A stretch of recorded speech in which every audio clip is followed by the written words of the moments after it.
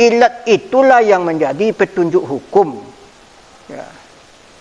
Al-hadi ilal ahkam, itu sama yang Bapak bilang tadi itu. Yang dalil itu. Itulah indikator.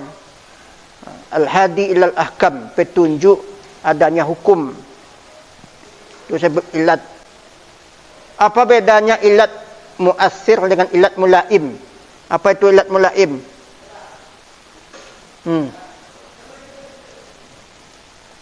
Enggak tahu.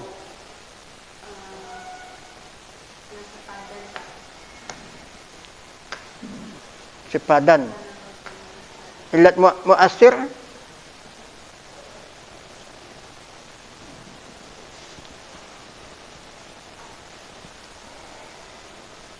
enggak tahu. Ilat muassir itu ilatnya disebutkan dalam ayat.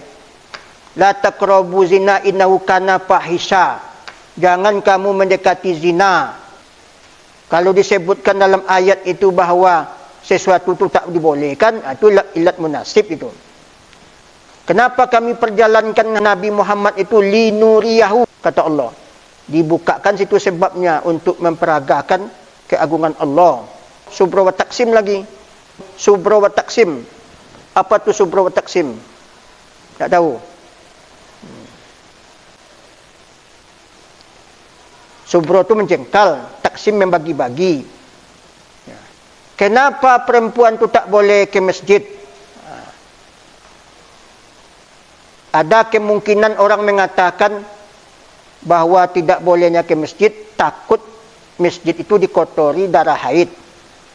Nah, kalau begitu nanti kalau ada pengaman seperti softtek, berarti dibolehkan. Tapi kalau orang mengatakan bahawa sebabnya perempuan itu tak boleh ke masjid karena faktor penyebab haidnya itu, bukan darahnya itu. Itu taksim namanya. Ilat itu bisa dibagi-bagi. Apa maksudnya? Ilat itu bisa dibagi-bagi. Kalau la taqrabu zina innahu kana fahisha, jangan kamu dekati zina karena zina itu keji. Apa lagi pembaginya? Enggak ada. Apa maksudnya? Kenapa zina itu tak boleh? Kenapa minum khamar itu tak boleh? Karena memabukkan. Tak bisa dibagi lagi ilatnya.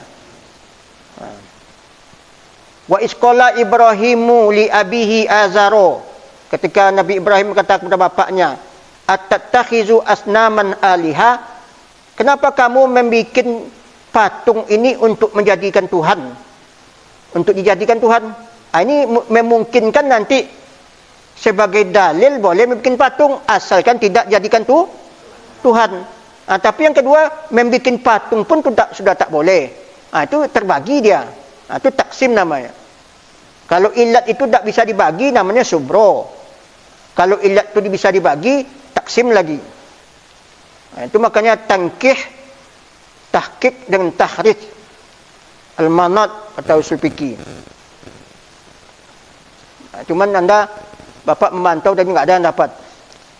Itu baru kajian kias. Ijma' kias sudah. Sekarang istihsan lagi. Apa itu istihsan?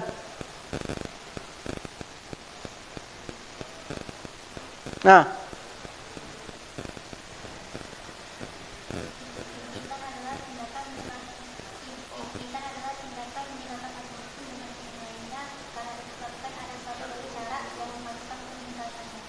dari mana dapat tu? Buku.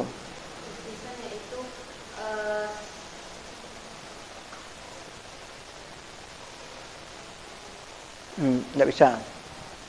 Ya, istihsan itulah yang banyak terjadi hari ini.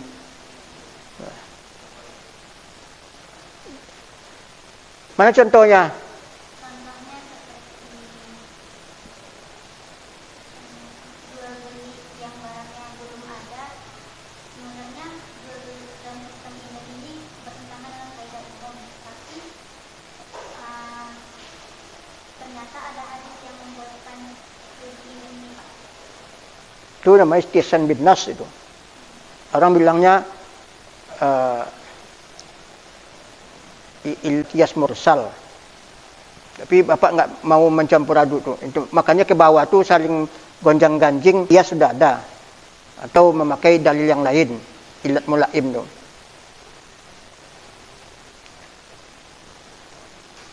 Coba ulang apa pengertian istihsan tadi? Istihsan adalah tindakan meninggalkan satu hukum dengan hukum lainnya karena disebabkan adanya satu cara yang mengharuskan untuk meninggalkannya. Dari mana muncul awalnya istihsan?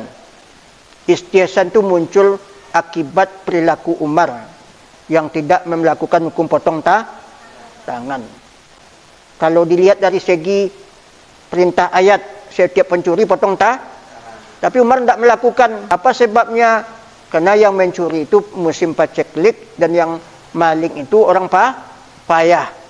Jadi bahasa ringkasnya berpindah dari hukum asal yang mestinya dipotong tangan kepada hukum yang lain karena ada pertimbangan kemaslahatan. Nabi juga pernah melakukan istihsan. Ada orang pipis di masjid tapi Nabi tak menghukumnya. Enggak jengkel dengan Nabi, mudah dibujuk hatinya. Istihsan juga itu. Saya enggak bisa menghilangkan mencuri ya Rasulullah, enggak apa-apa, tapi jangan bohong. Itu istihsan juga. Jadi apa yang dipandang baik oleh manusia dipandang baik sama Allah. Masuklah tadi itu membikin kartu nikah, KTP, uang kuliah, bikin lokal, memberikan ustaz tu amplop. Itu istihsan semuanya untuk kemaslahatan. Ya, kalau enggak bisa dia vakum nanti agama ini, enggak bisa jalan dia. Itu makanya perempuan boleh berobat ke laki-laki, kemaslahatan. Kalau memang tak ada di situ bidan yang perempuan, terpaksa laki-laki bidannya kalau memang itu memang keadaan. Itu pada dasarnya istihsan. Makanya istihsan itu ada bid daruro, keadaan darurat. Jadi makan babi itu sebenarnya istihsan. Ya, akibat darurat dia. Jadi berpindah dari hukum asal kepada hukum yang lain karena ada pertimbangan. Itu ditambah oleh para ulama pada hari ini maqasid syariah. Berapa maqasid syariah? Itu remote-nya hukum. Coba berapa maqasid syariah? Ada 5. Menjaga agama, menjaga diri, menjaga keturunan, menjaga harta, kemudian menjaga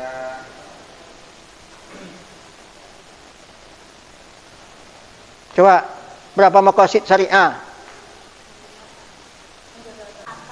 Yaitu dari segi apanya itu kualitasnya, kebutuhannya. Tapi pada prinsipnya berapa itu maqasid syariah? Dibagi 3 itu tadi. Agama, akal, keturunan.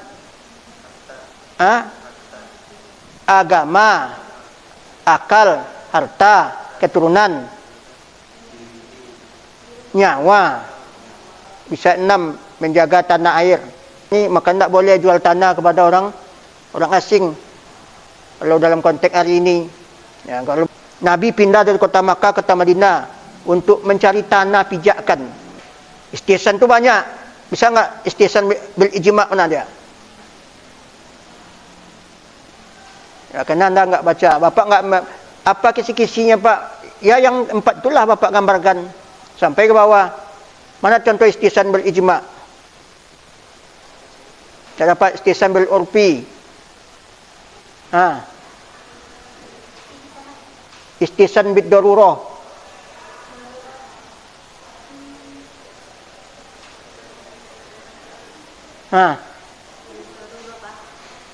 Makan babi. Ya. Itu sudah tingkatnya kalau dikelompokkan tadi itu maqasid yang bersifat daruriyat. Ya. Enggak ada jalan lain lagi, harus makan babi. Karena enggak ada yang dimakan. Ya, kalau tahsiniyat itu bersifat primer. Maqasid syariah itu dibagi 2. Pertama maqasid ammah yang 5 pokok tadi. Kemana-mana 5 ini jaga nih. Kalau sudah mengganggu yang 5 ini, maka hukum berlaku. Boleh poligami? Boleh. Kalau berpoligami itu mengakibatkan perempuan ini berkelahi, tidak terwujud maqasid syariah. Jadi rusak tatanan hifzun nasbinya rusak. Anda boleh menikah, tapi kapan? Sudah punya tanggung jawab. Uang sudah ada. Jangan minta sama orang tua lagi.